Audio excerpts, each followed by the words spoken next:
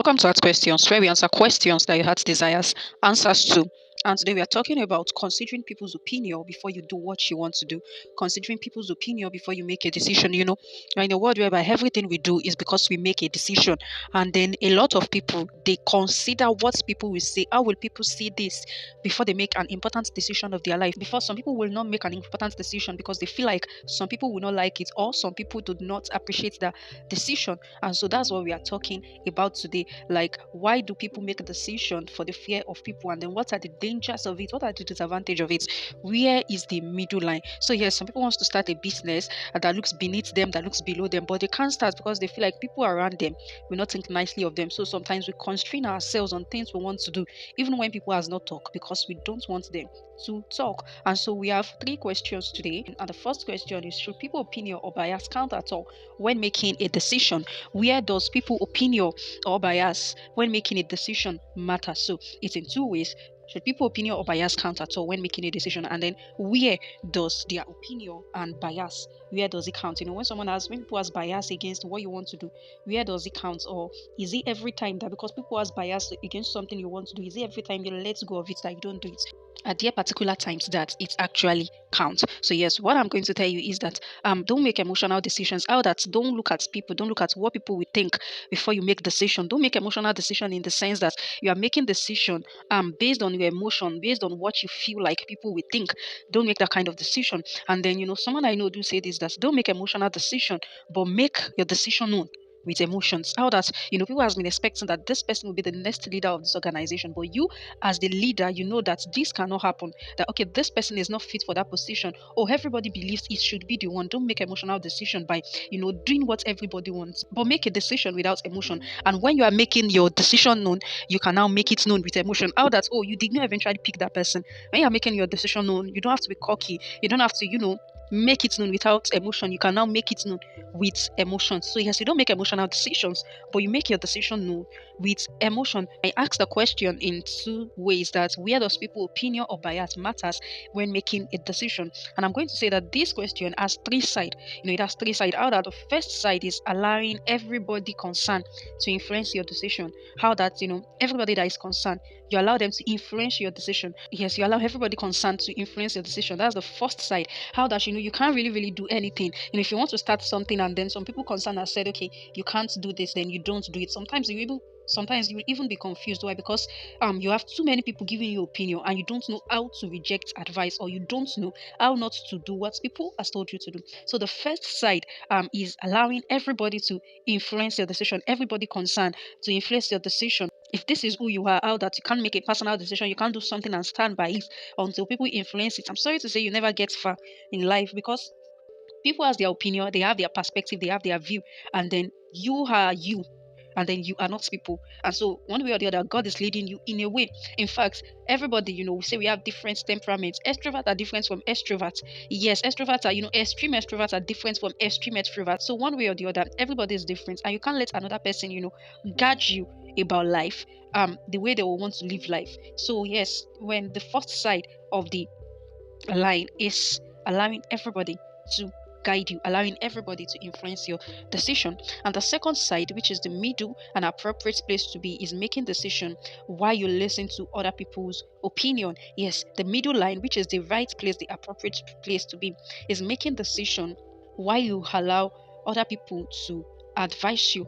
So making decision when you listen to other people's opinion, you carefully make your decision while making sure the opinions you are listening to does not stop you from starting something important. How that God has told you to start this, and then people has given their opinion that okay, this thing that you want to start, I've known some people that did it and they didn't make it. I've known some people that did it and they were not successful. Oh, this are their mistake. Yes, learn from what they said, and if you are sure that that's where you are meant to be, learn from what they said and then start it, and then don't make the same mistake.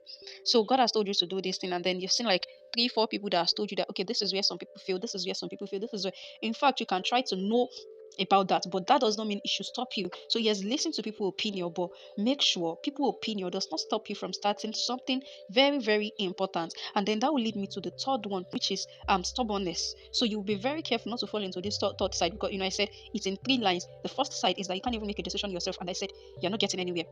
And the second side, the middle ground, the middle of the line is that you allow people opinion, but then you don't allow it to change what you know is right. That doesn't mean you don't allow it to influence you, because if you don't allow people opinion influence you at all, there are some people that they never listen to people advice, that they never listen to people, and then they think maybe they are being strong-willed. Some people are stubborn, that they don't listen to people opinion, they don't listen to people advice, they don't want to hear what anybody has to say.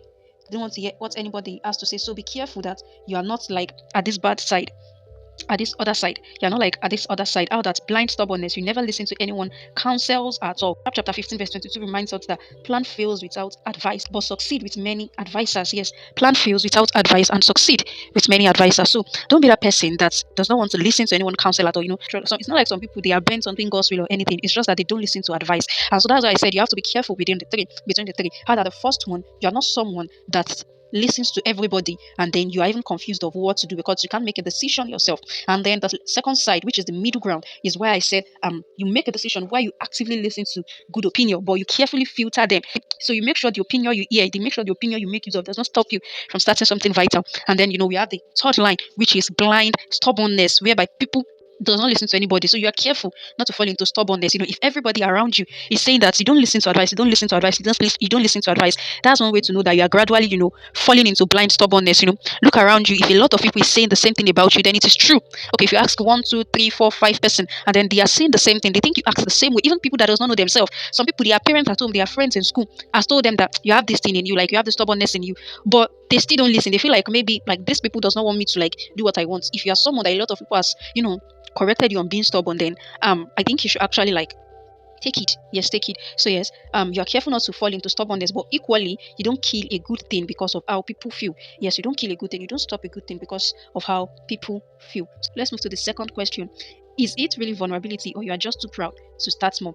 Yes, is it really vulnerability or you are just too proud to start small? Should I be shy and hold back when a decision make me look vulnerable? The question is in two parts. It's a question, but I'm asking in two different ways. And the first way is it really vulnerability or you are just too proud to start small? And the second way I'm asking is, should I be shy and hold back when making a decision that makes me look vulnerable? And this is what I'm going to say. No, don't be shy. And that's number one. Yes, with some decision, you don't always have the upper hand. But if you know in your heart the right thing to do at the moment, do it anyway. Many people that claims that they are shy or this and that is the problem. It's not really being shy, it's actually being proud. How that you don't want to look vulnerable, you're just proud to start small. Many people like to help people, but they don't like to be helped, because when they are helped, they feel a little bit debased, they feel a little bit lower. But eventually God's plan is not that you actually just help. God's plan is that give and it shall be given unto you. And then when we look at it, it's not like it's God that will come down from heaven to come and give to you. So yes, most times when you feel like you're feeling vulnerable, it's actually just pride in disguise. How that you don't want to accept from people. You want to be the one that is always giving people, you want to be the one that is always has the upper hand.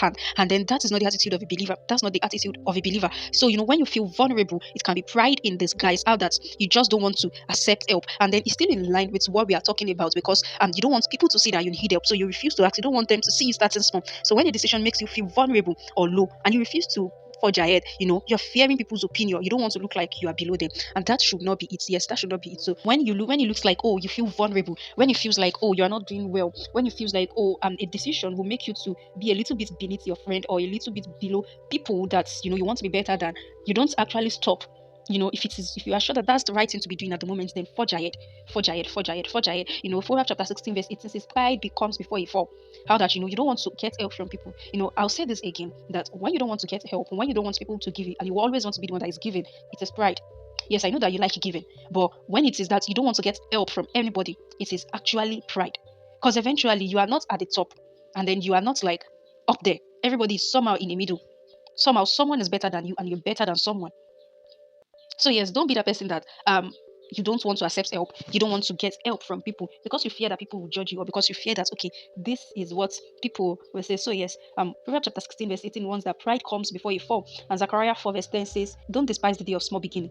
Don't despise the day of small beginning. And then many people, God has shown them the way out. He has shown them that, okay, this is the business that you do that will actually break you from financial struggle, and then they don't want to do it. Why? Because they feel like it's beneath their status, it's beneath who they are. It will not make them to be that big person in front of their friends. It's not going to make them to maintain that they are a great person in front of the people that know them. What I'm saying in essence is that don't be proud. Don't be proud. If you know that that's the right thing to do at the moment, even if it makes you look vulnerable, even if it makes you not to be that person you want to be, forge ahead. Yes, forge ahead. And then that'll bring me to the third question, which says, what should your permanent mindset be towards people bias? What should your permanent mindset be towards people bias? And what am I going to say? Forge ahead shamelessly. Yes, forge ahead shamelessly. Sometimes those people that seems to care, they are just projecting their limitations. Yes, they've seen in the past those that did it. They've seen in the past how it was. So they are just trying to project their limitation. So they are just trying to project their limitation. It is bad enough to let people stop you from doing things because they feel like it is not right, but it will be very, very wrong when God has given you an instruction and a clear way out. But you refuse to take it because you fear people bias, because you fear what people will say, because you fear what people will think, because you fear how people are going to feel. So yes, God has provided you a way out of situations. God has provided you a way out of circumstances, but you feel like it is way beneath you. You feel like it is beneath your status. You are wondering, what will your friends say? What will your friends say? What will your family say? What will people around you say? How are people going to see you? What am I going to tell you? Is that forge ahead. Don't refuse to start what God has actually told you to start. Galatians 1:10 says, if we are still trying to please human being, we cannot be a true servant of God. If you're trying to please human being, cannot be a true servant of God. So yes, you're not an human pleaser because you're not a human pleaser.